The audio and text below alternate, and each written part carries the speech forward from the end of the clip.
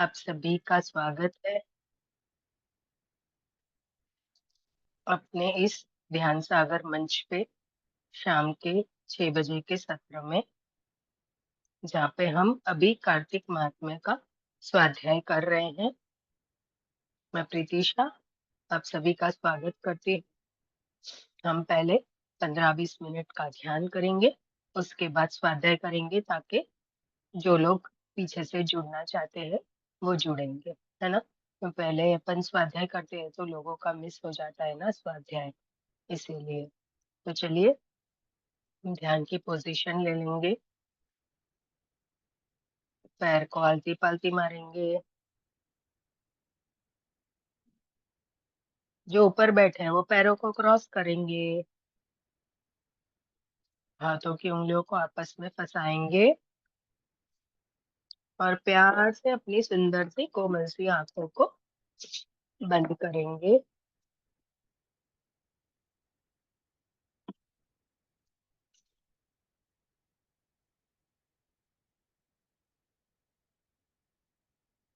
ओम श्री गणेशाय नमः। ओम विष्णवे नमः। ओम महालक्ष्मी नमः। हम सभी देवी देवताओं का, माता पिताओं का, गुरुओं का, पितामह पत्री जी, माँ अवतार बाबा जी, सारे masters, healing masters, pyramid masters, angels और स्पिरिट गाइड्स और सारी दिव्य शक्तियों का आह्वान करेंगे कि हम जो ये कार्तिक माहात्म्य का स्वाध्याय कर रहे हैं, इसके साथ हमारे साथ, इसके लिए आप हमारे साथ जुड़े और हमें आशीर्वाद प्रदान करें। जो हमारी कोशिश है उसको सफल बनाएं।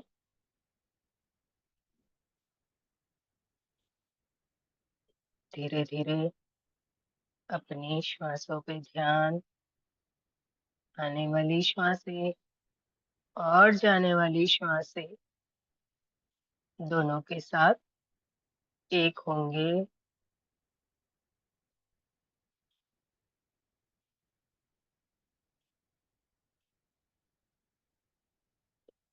कोई भी आंखें नहीं खोलेगा। कोई विचार आए तो उससे उलझना नहीं है, केवल और केवल अपनी आने वाली श्वासें और जाने वाली श्वासों पे ध्यान देना है और अपने आप को एकदम रिलैक्स करना है, ना माइंड फ्रेश करना है, ताकि हम इस स्वाध्याय को अच्छे से सुन पाए, समझ पाए।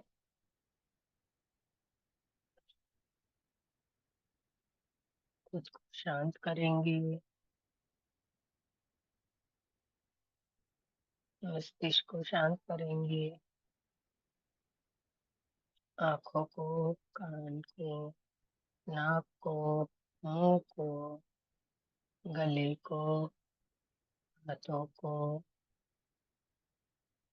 हृदय को, पेट को, कमर को,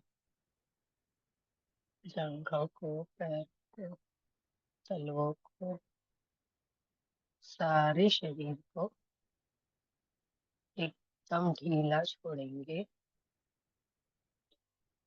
और उसको रिलैक्स करते हुए शांत करेंगे। केवल और केवल अपनी श्वासों पे ध्यान देंगे, सहज चलने वाली अपनी सांसें जो हमारे साथ हमेशा रहती है।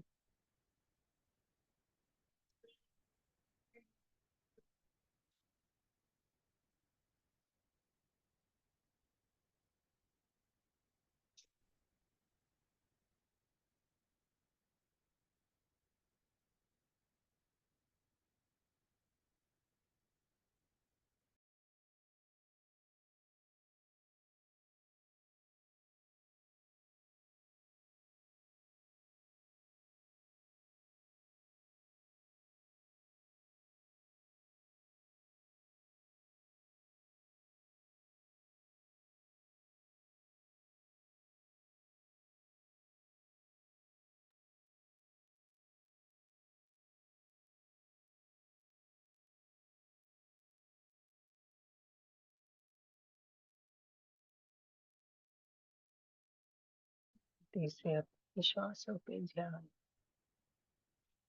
हमारे शरीर में होने वाले परिवर्तन को महसूस करेंगे। हमारे शरीर में होने वाली हलचल को महसूस करें, जो धीरे धीरे शांत हो रही है, उस शांति को महसूस करेंगे।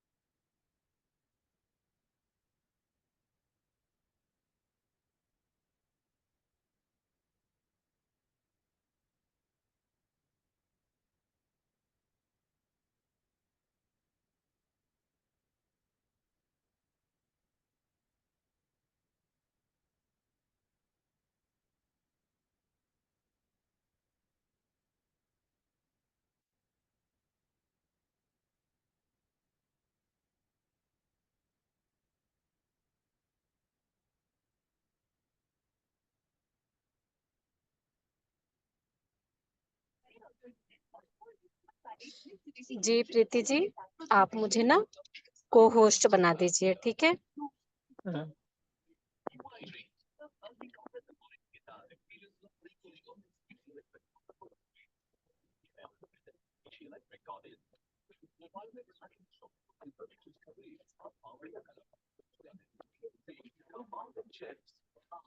जी ठीक है, थैंक यू। हम्म।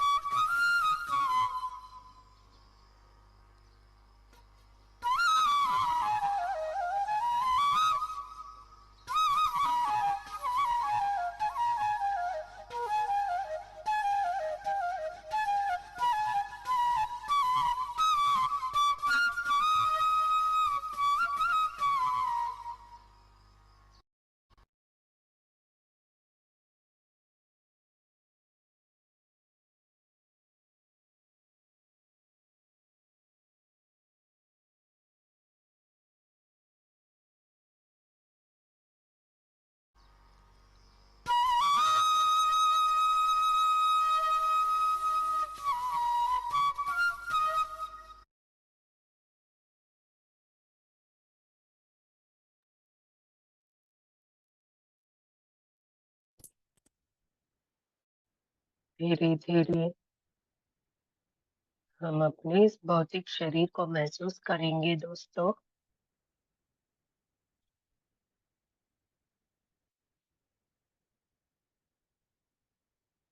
आसपास की आवाजों को महसूस करेंगे।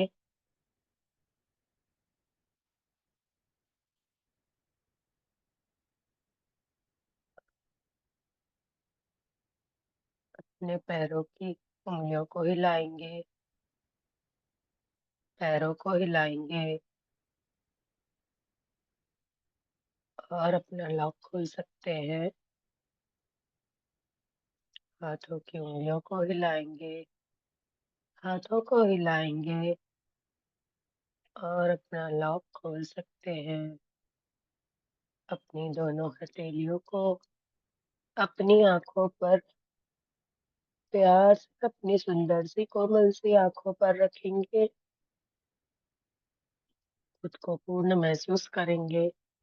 सब अपने हाथ में एक दो बार आंखों खोल बंद करेंगे और जो ऊर्जा हमने एकत्रित की है वो अपने चेहरे से स्पर्श कराते हुए, आंखों को स्पर्श कराते हुए सारे शरीर में लेके जाएं।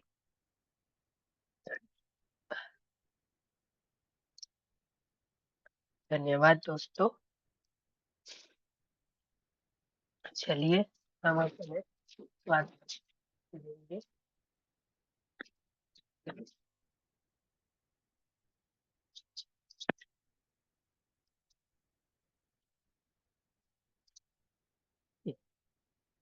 शुरू करते हैं।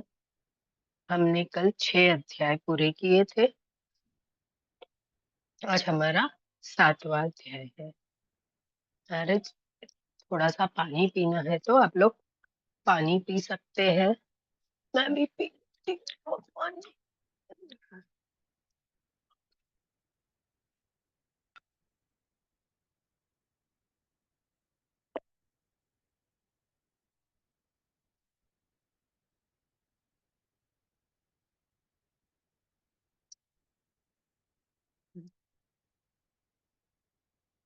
शुरू करेंगे।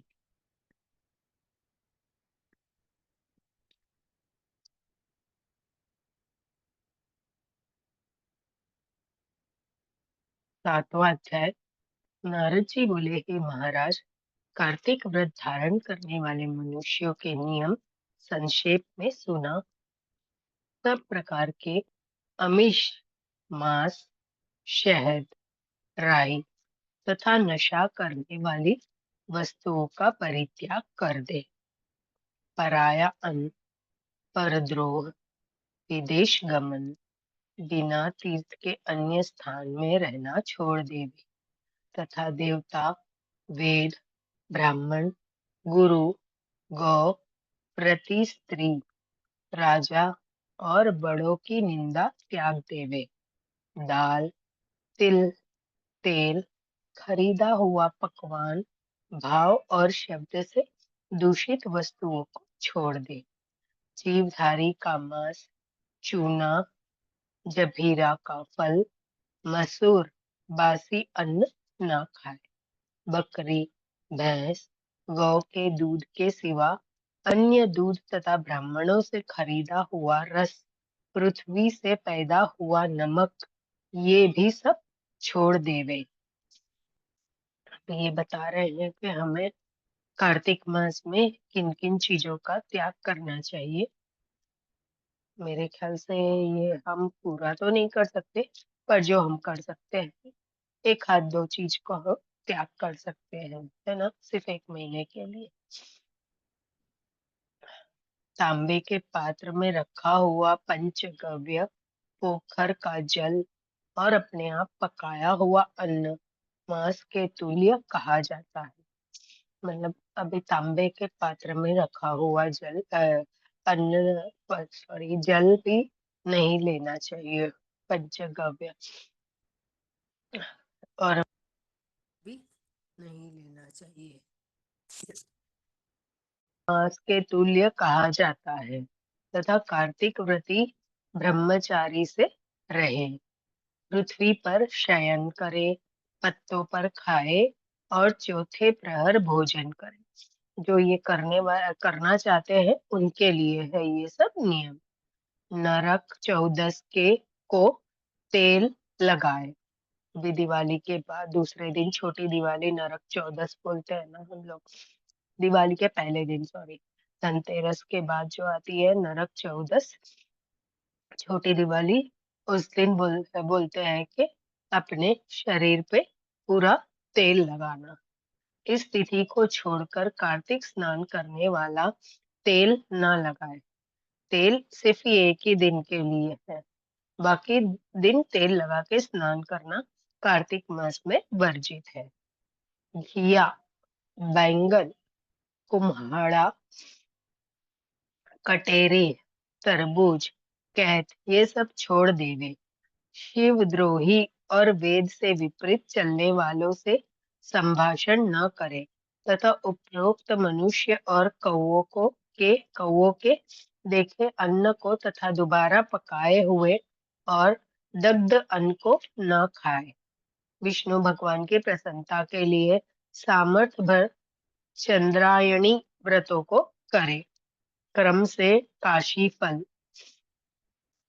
काशीफल, कटेरी, नई मूली, नारियल, तरबूज, आंवला, घिया, परवल, बेर, बैंगन, लौकी और तुलसी, इसके शाक को प्रतिपदादि तिथियों में त्याग देवे। मतलब जिस दिन भी प्रतिपदा आती है ना इस महीने की, उस दिन ये सब्जियां नहीं खानी है। रविवार के दिन आंवले का सेवन ना करें। इन वस्तुओं के सिवाय व्रती मनुष्य जिन वस्तुओं का त्याग न करे उनमें से पहले ब्राह्मणों को भेंट करके फिर आप भोजन करें।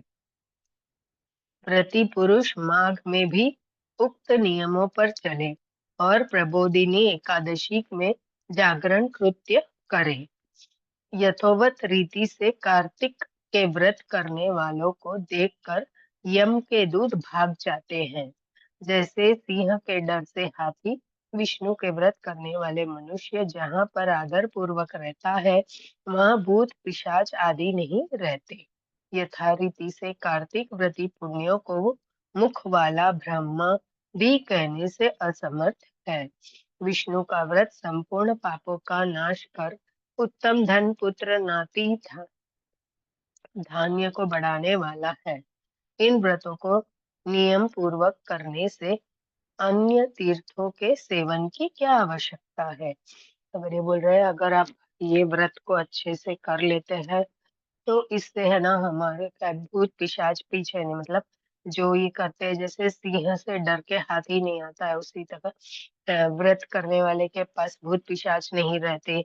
और पुण्यों का व्रत करने वाले संपूर्ण पापों का नाश कर उत्तम क्या मिलता है, धन पुत्र नाती, मतलब पुत्र का पुत्र, धान्य को बढ़ाने वाला है ना। इसके साथ हमारा ये 7वां अध्याय यहाँ पे समाप्त होता है। अब हम 8वें अध्याय की तरफ चलेंगे। 8वां अध्याय। नारद जी बोले, हे राजन, अब मैं कार्तिक के व्रतों का संक्षेप में उदापन सुनाता हूँ। व्रत पूरा होने के फल और विष्णु भगवान की प्रसन्नता के लिए कार्तिक शुक्ला चतुर्दशी को उद्यापन करें। अगर व्रत कर रहे हैं तो कार्तिक की शुक्ल पक्ष आती है ना उसकी चतुर्दशी को उद्यापन करना है। तुलसी के ऊपर 4 द्वारों का मंडप बनाकर तोरण वंदनवार बांधकर फूल और चमर से सजावे। अभी ये व्रत की उद्यापन की रीति बता रहे हैं। और चारों द्वारों पर मिट्टी के बने पुण्यशील सुशील जय और विजय द्वारपालों का पूजन करें। और तुलसी के पास 4 रंगों से सुशोभित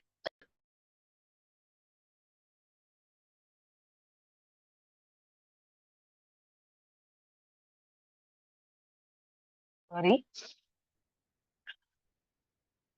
सर्वतोभद्र चक्र बनावे।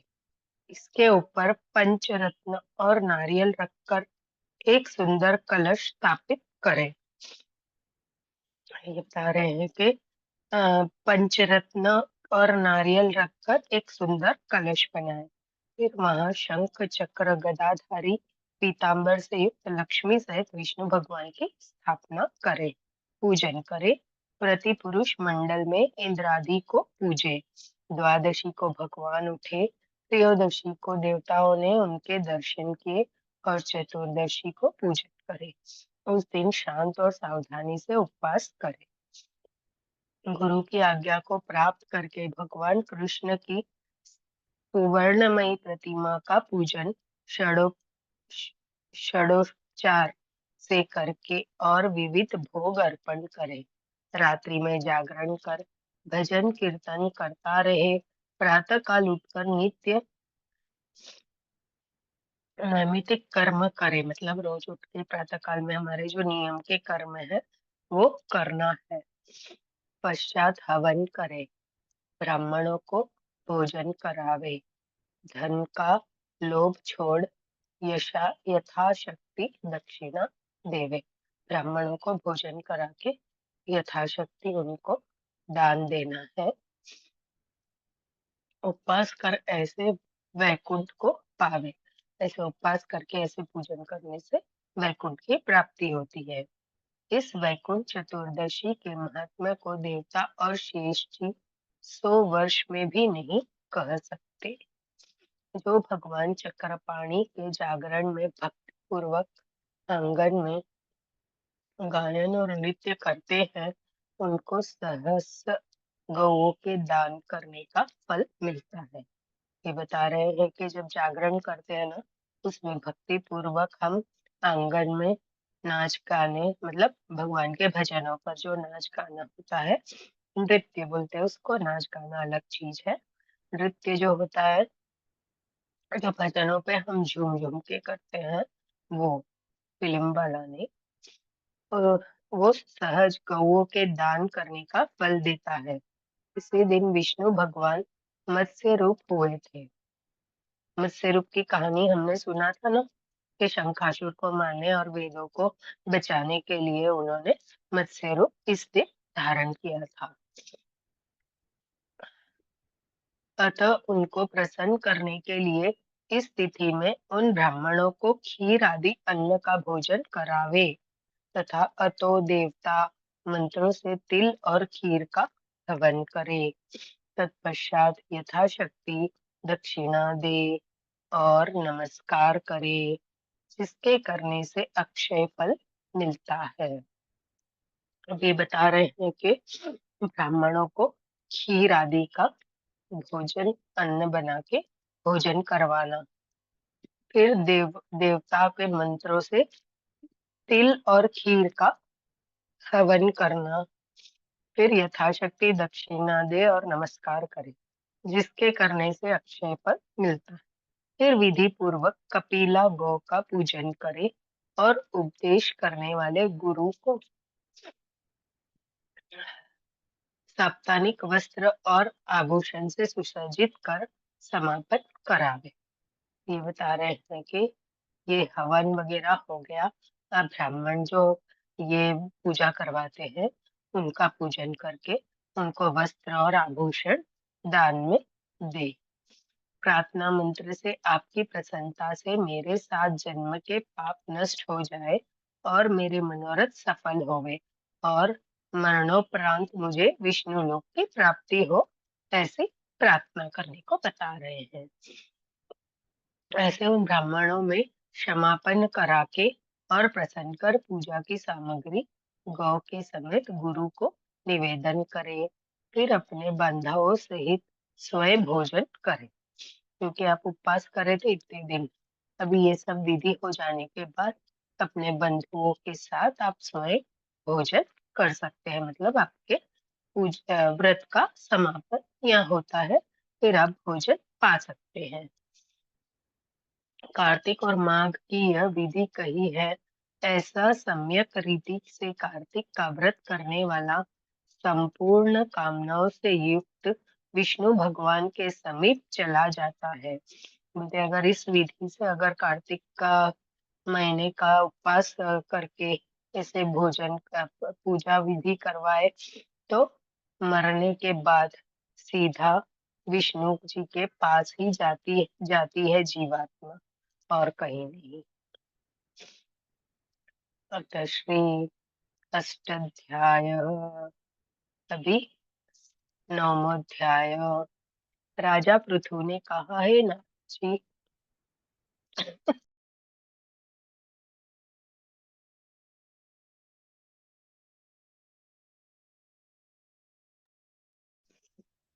माफ कीजिएगा, थोड़ा सर्दी जुकाम हुआ है। और जो संकल्प किया है कार्तिक मास का स्वाध्याय करना, इसीलिए कर रही हूँ। कोई त्रुटि हुई तो माफ करना। हे नारद जी, आपने कार्तिक मास के व्रत में तुलसी की जड़ में भगवान विष्णु का निवास बताकर उस स्थान की मिट्टी का पूजन बतलाया है। अब मैं भी श्री तुलसी जी के महात्म्य को सुनना चाहता हूँ। तुलसी जी कहाँ और कैसे उत्पन्न हुई, ये बताने की कृपा करें। तभी राजा पृथु जो है वो नारद जी से कार्तिक मास के व्रत में तुलसी जी का क्या महत्व है, वो कैसे उत्पन्न हुए, उनकी कथा बताने का निवेदन कर रहे हैं। नारद जी ने कहा, हे राजन, एक समय जब देव गुरु बृहस्पति और देवराज इंद्र कैलाश पर्वत पर शंकर जी का दर्शन करने के लिए गए तो शंकर जी ने उनकी परीक्षा ली। उन जटाधारी दिगंबर ने उनका मार्ग में ही अनुरोध कर डाला। यद्यपि वे तेजस्वी, शांत, लंबी भुजा और चौड़ी छाती वाले गौर वर्ण अपने विशाल नेत्रों युक्त तथा सिर पर जटाधारे वैसे ही बैठे थे, तथापि इंद्र ने शंकर जी को न पहचान उनका नाम, धाम आदि परिचय पूछा और कहा, शंकर जी अपने स्थान पर है या कहीं गए हैं। अभी वो बता रहे हैं कि नारद जी है ना, राजन को बता रहे हैं कि एक बार देवगुरु बृहस्पति और देवराज इंद्र है ना कैलाश पर गए। वहां पे शंकर जी के दर्शन के लिए गए तो शंकर जी ने उनकी परीक्षा ली। उन्होंने जटाधारी दिगंबर और उनका मार्ग में अनुरोध किया कि अगर तेजस्वी, शांत, लंबी भुजा और चौड़ी छाती वाले गोर वर्ण के विशाल नेत्रों युक्त तथा सिर पे जटाधारे वाले वे बैठे थे, पर वो उनको नहीं पहचान पाए कि शंकर जी है। उल्टा उन्होंने क्या किया, उनको पूछा, तुम कौन हो, तुम कहाँ से आए हो, और शंकर जी अपने स्थान पर है या कहीं गए हैं करके शंकर जी को पूछ रहे हैं, क्योंकि शंकर जी को वो नहीं पहचान पाए, क्योंकि परीक्षा लेने के लिए उन्होंने अपना भेष बदल कर बैठ गए थे कैलाश पर। इस पर उस तपस्वी ने कुछ नहीं कहा, परंतु तपस्वी का वेश लेके परंतु त्रिलोकी नाथ के आश्चर्य से विरभत होकर इंद्र कब चुप रहते, है ना। इंद्र तो चुप रहने वालों में से नहीं है। उन्होंने क्रोध से भुड़क कर कहा, अरे मैं पूछता हूँ तो उत्तर क्यों नहीं देता। अभी इंद्र को गुस्सा आ गया। उन्होंने भड़क कर क्रोध में पूछा कि भाई मैं इतना तुझे पूछ रहा हूँ, कहाँ से आए हो, तुम्हारा धाम क्या है, तुम्हारा नाम क्या है, पर तुम कोई उत्तर ही नहीं दे रहे हो। मैं अभी तुझे इस वज्र से मारता हूँ। इंद्र जी को तो वैसा ही है ना, कि वो तो अपना वज्र ही निकालते हैं सदा मारने के लिए। तो वो बोले, मैं तुझे वज्र से मारूंगा क्योंकि तू जवाब ही नहीं दे रहा। फिर देखता हूँ तुझे दुर्मति की रक्षा कौन करता है। तेरी मतलब उनको बोले, तू दुर्मति हो गया है, तेरी रक्षा कौन करेगा, ये मैं देखता हूँ। फिर ज्यों ही दिगंबर को मारने के लिए हाथ में वज्र लिया, त्यों ही भगवान शंकर ने वज्र सहित उसका हाथ स्तंभित कर दिया। जैसे ही उन्होंने वज्र निकाला शंकर जी को मारने के लिए, तो उन्होंने क्या किया, वज्र सहित उनके हाथ को स्तंभित कर दिया, मतलब फ्रीज कर दिया।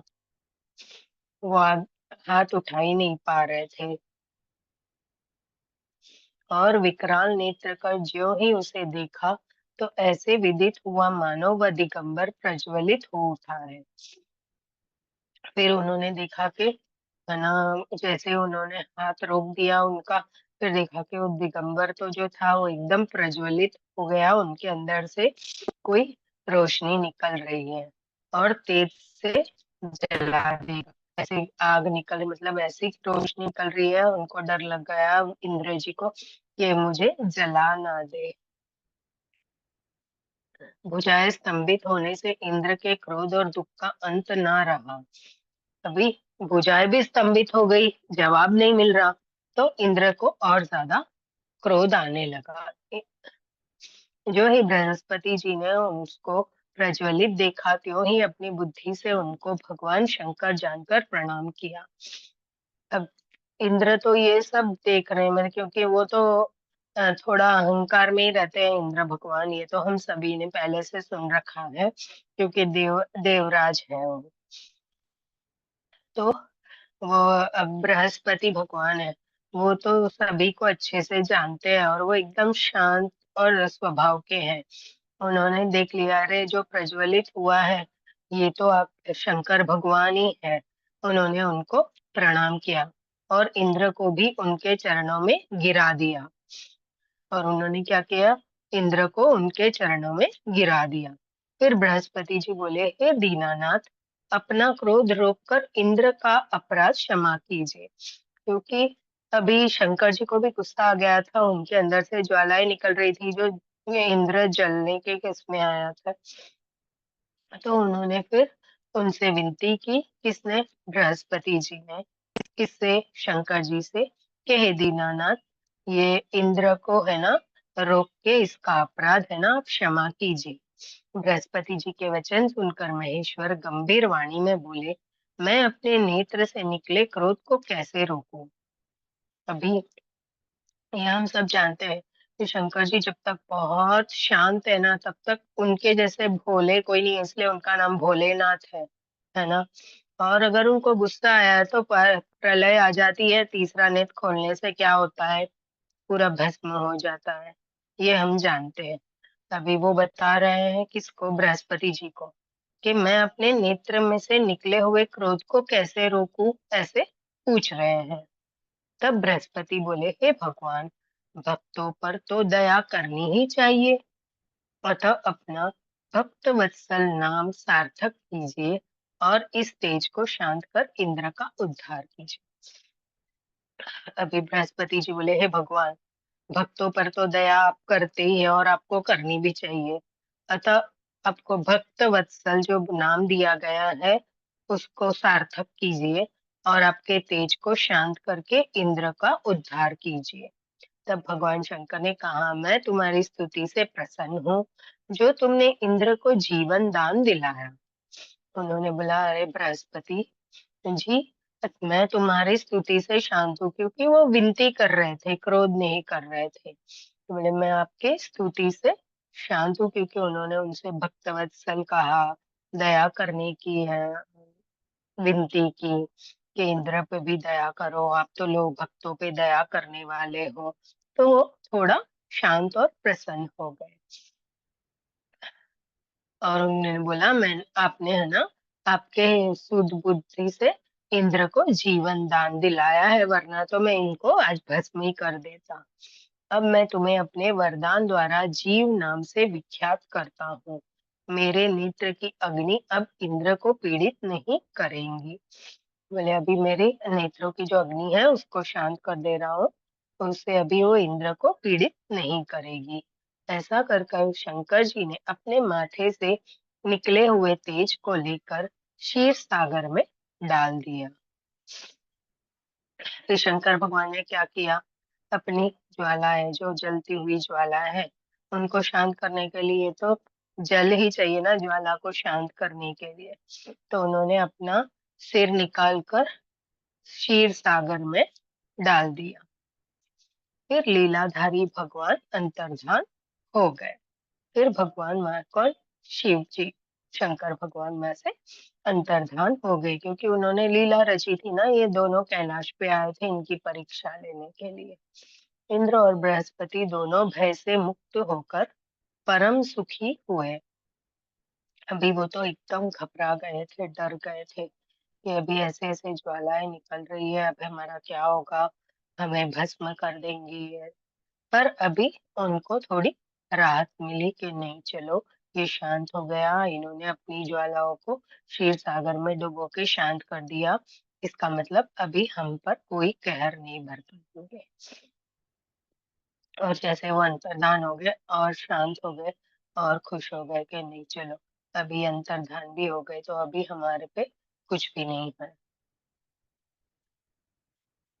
इंद्र और बृहस्पति दोनों भय से मुक्त होकर परम सुखी हुए। इस प्रकार जिनको जानने की इच्छा थी, उन्हें जानकर इंद्र और बृहस्पति अपने स्थान को चले गए।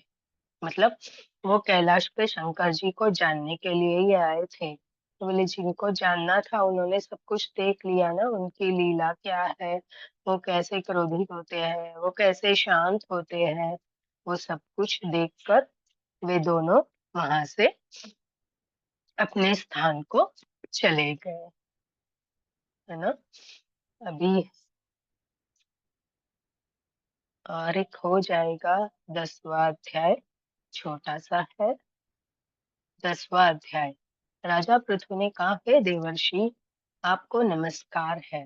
अब कृपा कर आप यह कहिए कि जिस समय भगवान शंकर के माथे का तेज क्षीर सागर में डाल दिया, उस समय क्या हुआ। अभी देखिए, राजा कौन, पृथु, पृथु राजा, उनको बहुत लालसा है सब जानने की। वो बोल रहे हैं चलो, इंद्र भगवान और बृहस्पति तो अपने स्थान में चले गए, लेकिन जब शंकर भगवान ने अपना वो ज्वालाओं वाला सर निकालकर इसमें क्षीर सागर में डुबोया, फिर वहां पे क्या हुआ, ये मैं सुनना चाहता हूँ।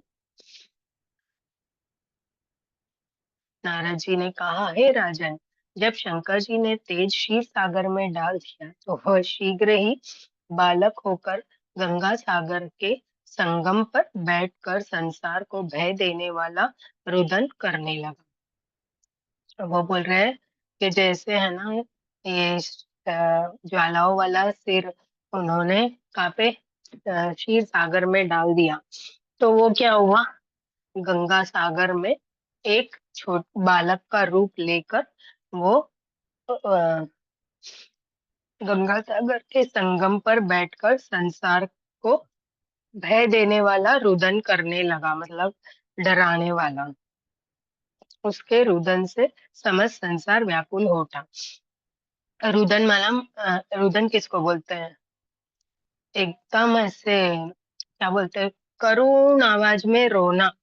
जैसे हम लोग वो कुत्ते को रोते हुए सुनते हैं तो डर लगता है, वैसे वो भय वाला कि वो संसार के लिए रुदन करने लगा। समस्त संसार व्याकुल हो उठा। लोकपालों के मन में भी व्याकुलता हुई। अधिक कहने से क्या है, चराचर चलायमान हो गए। शंकर सुवन के रुदन से ब्रह्मांड व्याकुल हो गए।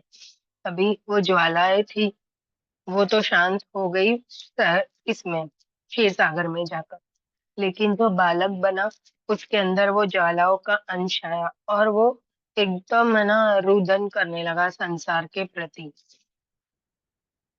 सबको व्याकुल करने लगा।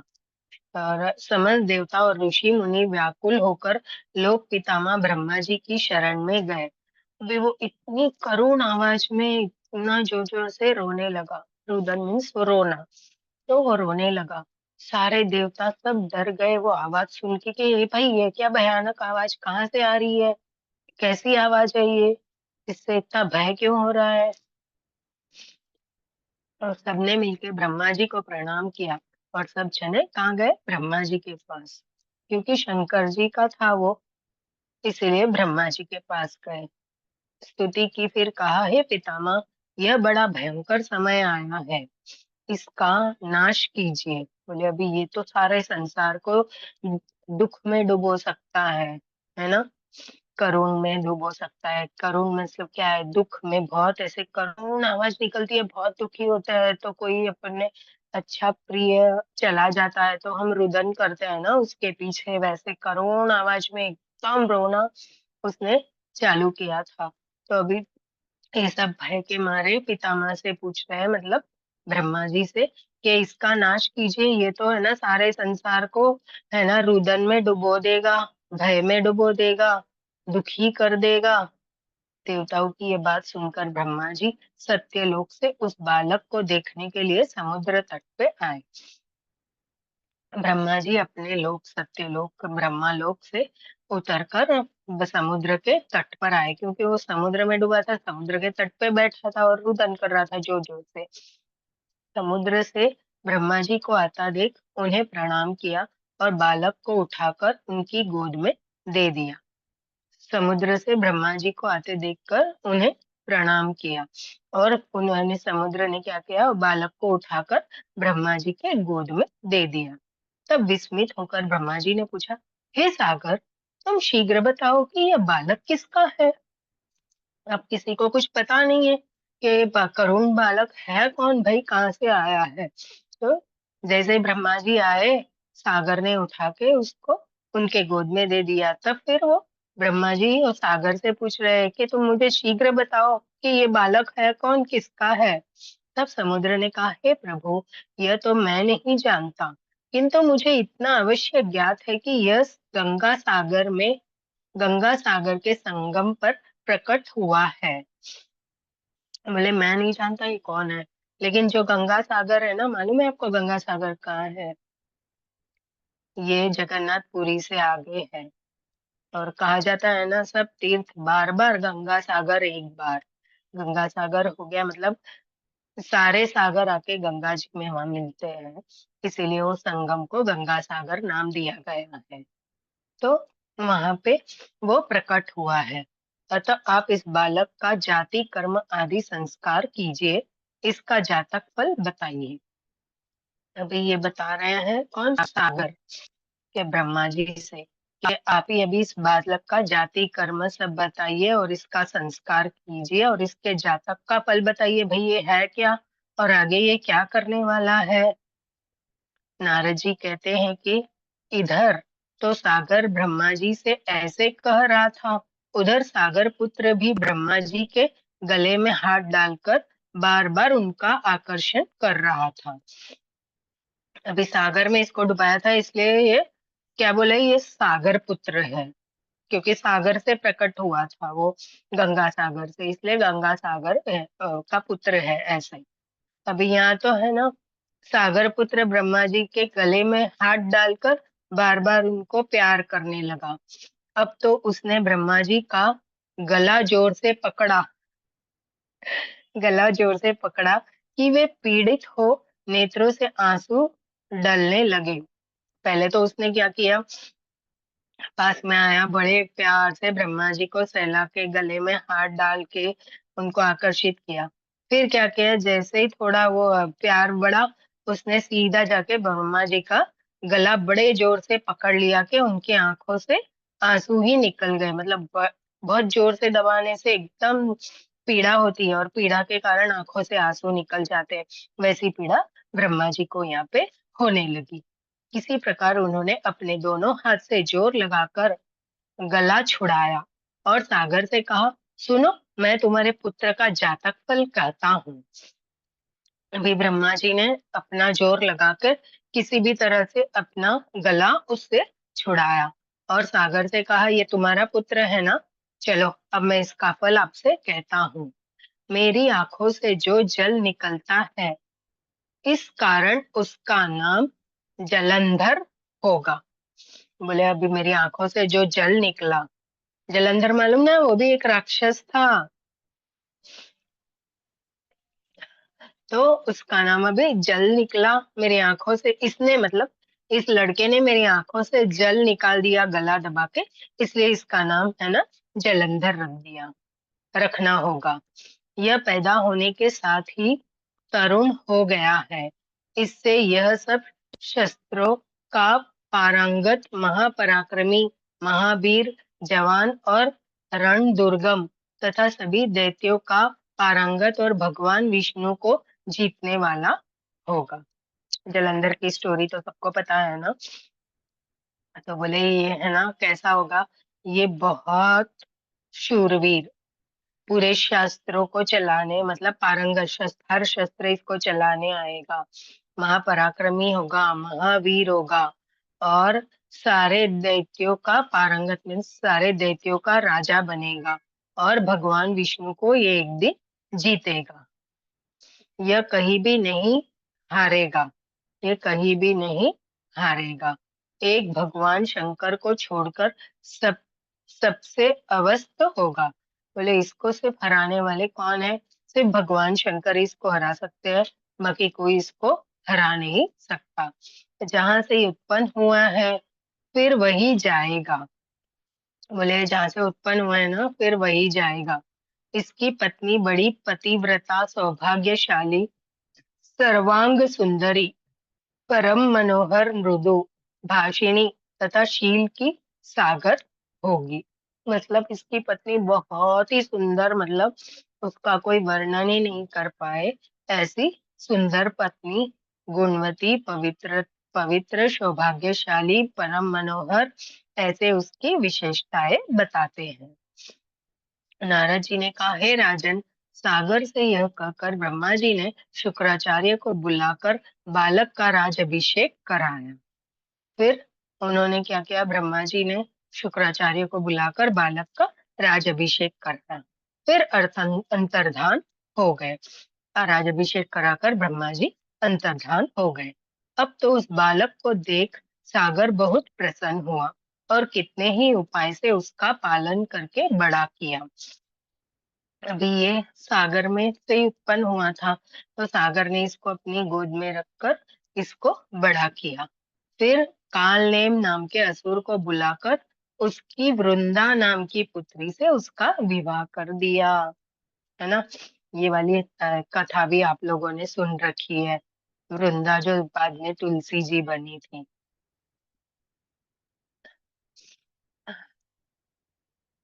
उसकी वृंदा नाम की पुत्री से उसका विवाह करा दिया।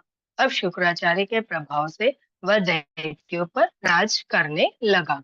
वे बोले अभी शुक्राचार्य के प्रभाव से पहले तो वृंदा से शादी हो गई, उसकी विवाह हो गया उसका। फिर शुक्राचार्य के प्रभाव से वह दैत्यों पर राज करने लगा। इसी के साथ मैं अपनी वाणी को यहाँ विराम देती हूँ। यहाँ हमारा 10वां अध्याय समाप्त होता है। अतः श्री 10मो अध्याय। ओम विष्णवे नमः, ओम विष्णवे नमः, ओम विष्णवे नमः। हम प्रार्थना कर लेंगे। हे विष्णु भगवान, हे लक्ष्मी जी, हे समस्त देवी देवता, माता पिता गुरु, के हमें हमसे जो कोई त्रुटि हुई हो, कोई भूल चूक हुई हो, उसके लिए हमें क्षमा याचना करना। और बहुत बहुत धन्यवाद आपका कि इस अवस्था में जहाँ मैं बोल भी नहीं पा रही थी, इतनी खांसी सर्दी वगैरह थी सुबह से, अ, मेरी कथा के दौरान एक या दो बार के सिवा मुझे कुछ भी नहीं, और अच्छे से मेरी ये स्वाध्याय को पूरा करने में मेरी बहुत बहुत मदद की। इसलिए बहुत बहुत धन्यवाद धन्यवाद धन्यवाद।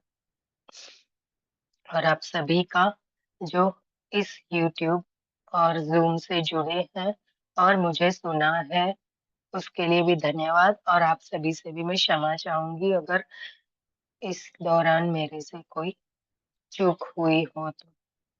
चलिए, अभी मैं अपनी वाणी को ये विराम देती हूँ। 9 बजे दोबारा मिलेंगे। तब तक के लिए थैंक यू। और हम ये कथा को सोमवार को वापस से लेंगे। चलिए,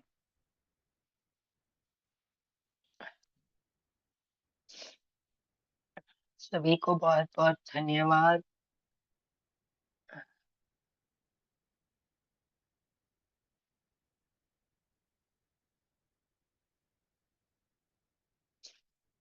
मीटिंग को लीव करेंगे। रात के 9 बजे के सेशन में जरूर से जुड़िएगा ध्यान के लिए। ये कार्तिक महीने में बहुत पुण्य मिलता है ध्यान करने से। जी, आप सभी का धन्यवाद। Thank you thank you thank you so much. थोड़ी मेरी आवाज को भी बेयर करना पड़ेगा, इसके लिए भी आप सभी का धन्यवाद।